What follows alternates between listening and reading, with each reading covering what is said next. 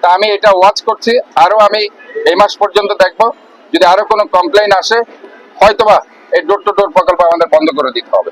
এটা একটা গেল। এবং আসলে এটা নিয়ে অনেকের বিভ্রান্তি হচ্ছে। আমি স্পষ্ট বলতে চাই, এটা আমি করেছিলাম যে জনগণের দুর্ভোগ থেকে যাতে তারা রেহাই পায়। কারণ আমি দেখতে পেয়েছি বাসা থেকে ময়লাগুলো নিচে না দিয়ে সরাসরি খালের মধ্যে ফেলতে আমি দেখেছি। সেটা কৃষিকালে আমি দেখেছি, সেটা খালটা ভরাট হয়ে গেছে, এবং আমি দেখেছি চারটা খাল ভরাট হয়ে গেছে, বীরজা খাল ভরাট হয়ে গেছে, শুধুমাত্র বাসা থেকে ময়লাগুলো খালে ফেলার জন্য। এবং এই জন্য এটি ডোর টু ডোর প্রকল্পগুলো করা হয়েছিল। কিন্তু সেটা আমরা দেখতে পাচ্ছি যে জনগণ অনেক সময় সেটা 70 টাকা অথবা 80 টাকা, 20 টাকা, 30 টাকা, 40 টাকা দিতেও তারা অনীহা প্রকাশ করছে মাসে। তাতে করে আমি যেটা মনে করছি যে এখনো পর্যন্ত শহরটাকে সুন্দর করার জন্য পকেট থেকে 50 কিংবা 70 টাকা দিতে এখনো আমরা রেডি না। সেই প্রেক্ষিতে আমি যেটা বলতে চাই যে জনগণ যখন নিজের থেকে বলবে ভাই আমরা এই 70 টাকা দিতে চাই মাসে, তখন আমি চিন্তা করবো আবার ডোর টু ডোর প্রকল্প চালু করতে। আর এর মধ্যে আমার একটা চিন্তা আছে যে যেহেতু এই ধরনের তারা দিতে চাচ্ছে না এবং এই প্রকল্পটা সাকসেসফুল যদি না হয় আমরা এটা বন্ধ করে দিতে পারবো। বাট এটা কিন্তু জনগণের জন্য ভালো হতো, শহরকে ক্লিন এবং গ্রিন করার জন্য একটা ভালো একটা উদ্যোগ ছিল বলে আমি মনে করি। কিন্তু সেখানে জনগণের কোনো দুর্ভোগ হয়, জনগণ কষ্ট পায়, এই ধরনের কোনো ধরনের প্রকল্প আমি করতে রাজি না।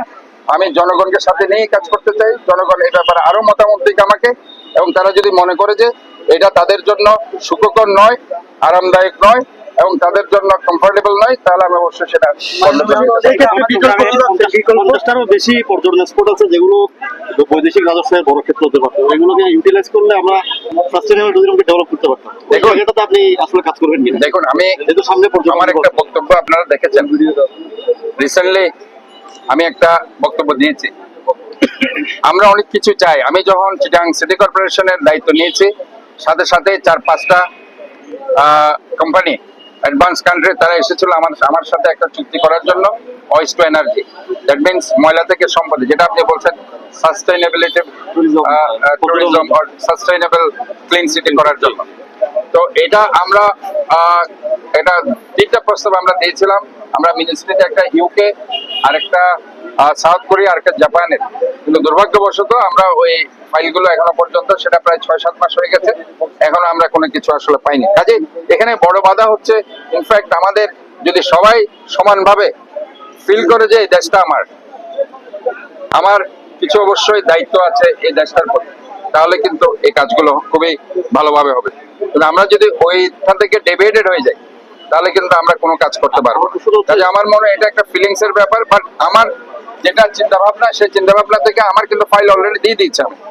আমি অলরেডি এই যে আপনি যেটা বলছেন ট্যুরিজম নিয়ে আসলে পরিকল্পনা নাকি, যেহেতু অনেক স্পট আছে, এটা হচ্ছে ওয়ান সিটি টু টাউন, সেটা আমি বলেছি পর্যটন টাউন হবে। কর্ণফুলী নদীর ওই পারে আমরা একটা চরবাকলিয়া, একটা চর, সেখানে প্রায় 400 একর জায়গা আছে। আমি সেটাকে একটা ইকো ট্যুরিজম পার্ক হিসেবে ঘোষণা করেছিলাম।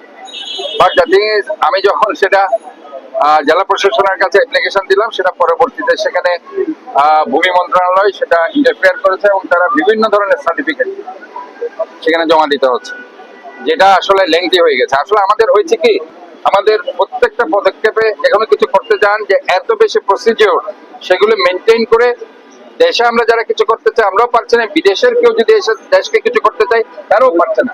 কাজে এই জায়গায় এসে আমার মনে হয় আমাদেরকে, যেহেতু অনেক কষ্টের ফলে আমরা একটা নতুন বাংলাদেশ পেয়েছি, আমাদের 16 বছরের নির্যাতন, নিষ্পেষণ, প্লাস গত জুলাই আগস্টে এই ছোট ছোট বাচ্চারা তাদের আত্মত্যাগ করেছে, শ্রমিক জনতা আত্মত্যাগ করেছে, রক্ত দিয়েছে, আমরা একটা নতুন বাংলাদেশ পেয়েছি। কিন্তু এখনো আমরা বিভিন্নভাবে বিভিন্ন সমস্যা থেকে বেরিয়ে আসতে পারছি না।